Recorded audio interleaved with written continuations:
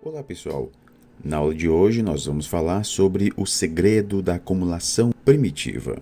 Marx foi capaz de mostrar, como nós vimos na última aula, que quanto mais próximos estivermos de um regime de mercado livre, mas nós nos veremos confrontados com duas importantes consequências. A menor dessas consequências é que a estrutura descentralizada, fragmentada e atomística, que evitaria que um poder singular dominasse e manipulasse o mercado, dá lugar a um poder capitalista cada vez mais centralizado. A concorrência tende sempre a produzir monopólio, e quanto mais feroz a concorrência, mais rápida é a tendência à centralização.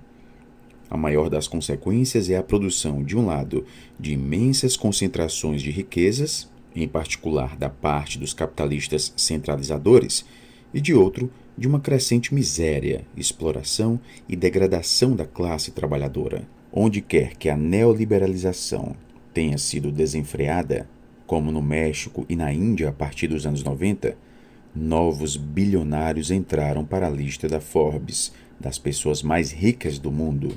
A ideologia da liberdade de troca e da liberdade de contrato nos ludibria a todos.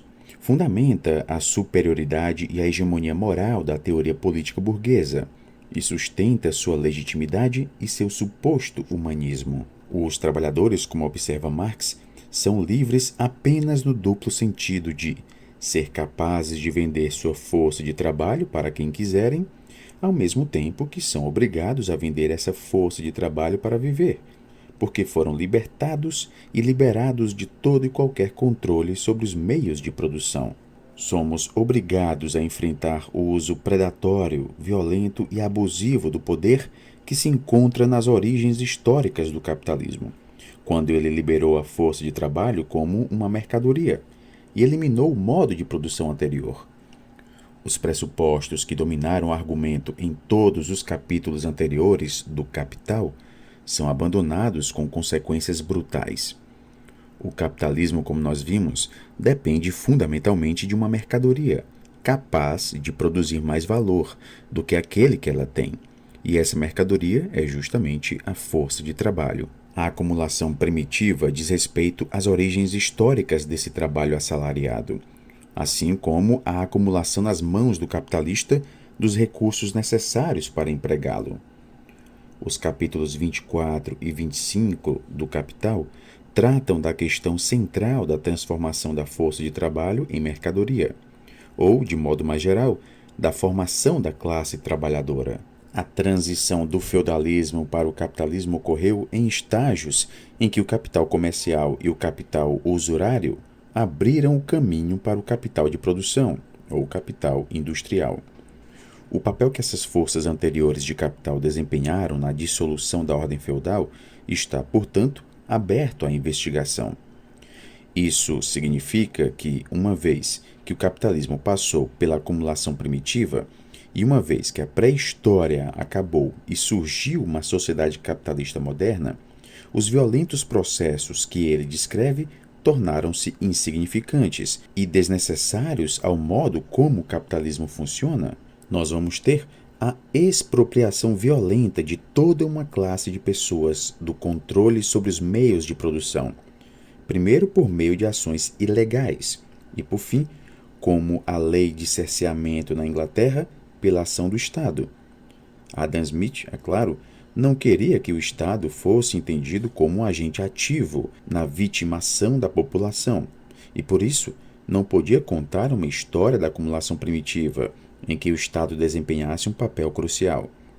Se as origens da acumulação do capital se encontram no aparato e no poder estatal, qual é o sentido de defender políticas de laissez-faire como um meio fundamental para aumentar o bem-estar nacional e individual?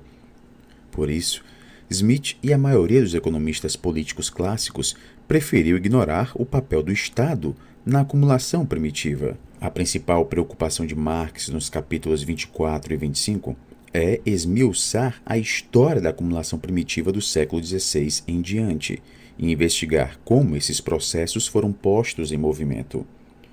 É claro que ele admite prontamente que a história da expropriação da terra assume tonalidades distintas nos diversos países e percorre as várias fases em sucessão diversa e em diferentes épocas históricas. A apropriação da terra foi o meio principal para expropriar o campesinato. Mas a liberação dos vassalos se deveu muito ao modo como o poder do dinheiro começou a ser exercido na e sobre a ordem feudal. A nova nobreza era uma filha de sua época, para a qual o dinheiro era o poder de todos os poderes. O dinheiro dissolve a comunidade tradicional, e ao fazer isso, ele se torna ele mesmo a comunidade. Passamos de um mundo em que a comunidade é definida em termos de estruturas de relações sociais interpessoais para um mundo em que prevalece a comunidade do dinheiro. O dinheiro, usado como poder social, conduz à criação de grandes latifúndios, criações de ovelhas e coisas do gênero, ao mesmo tempo que a troca de mercadorias prolifera. O poder estatal cede gradualmente por duas razões. Em primeiro lugar, porque o Estado depende do poder do dinheiro e se torna, assim, vulnerável a ele. Em segundo lugar, porque o poder do dinheiro pode ser criado e mobilizado de um modo que a legislação estatal tenha dificuldade de detê-lo.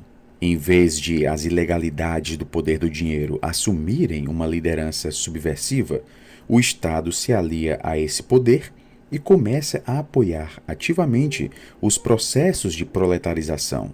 Essa tendência se consolida, diz Marx, com a Revolução Gloriosa de 1688. Nesse período, o roubo sistemático da propriedade comunal se estende, com destaque para o amplo cercamento das terras comuns. A violenta usurpação dessa propriedade comunal, em geral acompanhada da transformação das terras de lavoura em pastagens, tem início no final do século XV e prossegue durante o século XVI. A questão sobre o que todas essas pessoas expulsas de suas terras fariam é tratada no item 3 do capítulo 24 do Capital. Em geral, não havia emprego para elas. Então, ao menos aos olhos do Estado, esses indivíduos se tornavam vagabundos, mendigos, ladrões e assaltantes. O aparato estatal respondia de um modo que perdura até nossos dias, criminalizando e encarcerando, tratando-os como vagabundos e praticando contra eles a mais extrema violência. Assim, a população rural, depois de ter sua terra violentamente expropriada, sendo dela expulsa e entregue à vagabundagem, viu-se obrigada a se submeter, por meio de leis grotescas e terroristas, e por força de açoites, ferros e brasas e torturas, a uma disciplina necessária ao sistema de trabalho assalariado. As pessoas foram socializadas à situação de trabalhadoras assalariadas, como portadoras de mercadoria força de trabalho. Mas a burguesia emergente continua a necessitar do poder do Estado para regular os salários e evitar qualquer tipo de organização coletiva dos trabalhadores, como, por exemplo, a imposição de uma legislação antissindical e o que foi chamado na época de Combination Law, leis que proibiam associações e até mesmo assembleias de trabalhadores. A legalidade burguesa é usada desse modo muito específico para inibir os potenciais poderes coletivos do trabalho. O crescimento do mercado interno na Grã-Bretanha a partir do século XVI foi, segundo Marx, um elemento importante no desenvolvimento do capitalismo. Isso nos conduz ao item 6 desse capítulo, a gênese do capitalista industrial, que assumiu o papel de protagonista que antes era desempenhado pelo capital comercial, pelo capital usurário, pela bancocracia, o capital financeiro, e pelo capital fundiário. Desde o início, essa mudança estava estreitamente ligada ao colonialismo, ao comércio escravagista e ao que ocorreu na África e nos Estados Unidos. No feudalismo, havia muitas barreiras para a transformação da qualidade cada vez maior de capital monetário em capital industrial. O regime feudal no campo e a constituição corporativa nas cidades inibiram o desenvolvimento industrial, baseado no trabalho assalariado, mas essas barreiras caíram com a dissolução dos séquitos feudais e com a expropriação e a parcial expulsão da população rural. Na Grã-Bretanha, o capitalismo industrial se desenvolveu naquilo que hoje chamaríamos de áreas não cultivadas. Nos Estados Unidos, a tendência é a mesma: encontrar espaços onde não há regulação e organização sindical continua a ser um aspecto significativo da dinâmica geográfica e locacional do capitalismo. Os processos de expropriação, afirma Marx, são tão longos quanto brutais e dolorosos. O feudalismo não acabou sem luta. A partir desse momento, agitam-se no seio da sociedade forças e paixões que se sentem travadas por esse modo de produção. O feudalismo tem de ser destruído, e é destruído. Sua destruição, a transformação dos meios de produção individuais e dispersos em meios de produção socialmente concentrados e, consequentemente, a transformação da propriedade nanica de muitos em propriedade gigantesca de poucos, portanto, a expropriação que despoja grande massa da população de sua própria terra e de seus próprios meios de subsistência e instrumentos de trabalho. Essa terrível e dificultosa expropriação das massas populares, tudo isso constitui a pré-história do capital. Historiadores e historiadores econômicos realizaram uma enorme quantidade de pesquisas sobre a transição do feudalismo para o capitalismo. Provavelmente seria consenso que a história contada por Marx é parcialmente verdadeira em alguns pontos. De fato, houve vários momentos e incidentes de extrema violência nessa geografia histórica. E é inegável o papel do sistema colonial, inclusive da evolução das políticas agrárias, trabalhistas e tributárias aplicadas nas colônias. Mas também houve exemplos de acumulação primitiva, que foram relativamente pacíficos. As populações eram menos forçadas a sair da terra do que atraídas pelas possibilidades de emprego e pelas perspectivas de uma vida melhor oferecidas pela urbanização e pela industrialização. A história da acumulação primitiva é, portanto, muito mais nuançada e complicada em seus detalhes do que aquela que Marx conta no Capital. E em sua dinâmica, houve aspectos importantes que Marx ignora.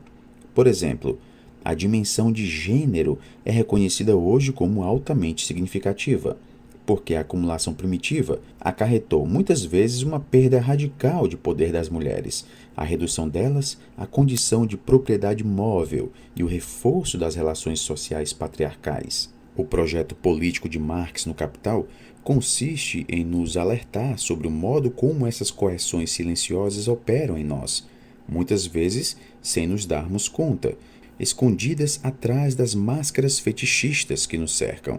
Ele nos mostra, como foi afirmado anteriormente, que não há nada mais desigual do que o tratamento igual de desiguais, que a igualdade pressuposta no mercado nos ilude, fazendo-nos acreditar na igualdade entre as pessoas, que as doutrinas burguesas dos direitos de propriedade privada e da taxa de lucro fazem parecer que todos temos direitos humanos, que as ilusões da liberdade pessoal e da liberdade nascem das liberdades do mercado e do livre comércio. A extração de mais valor é, afinal de contas, uma forma específica de acumulação por desapossamento, porque é simplesmente a alienação, a apropriação e o desapossamento da capacidade do trabalhador de produzir valor no processo de trabalho. Além do mais, para que essa forma de acumulação continue a crescer, é preciso encontrar maneiras de mobilizar populações latentes como trabalhadores e liberar mais terras e mais recursos como meios de produção para o desenvolvimento capitalista. Na história da acumulação primitiva descrita por Marx, houve todo tipo de luta contra as expulsões e as expropriações forçadas. E nós finalizamos aqui esta aula. Bons estudos a todos e até a próxima.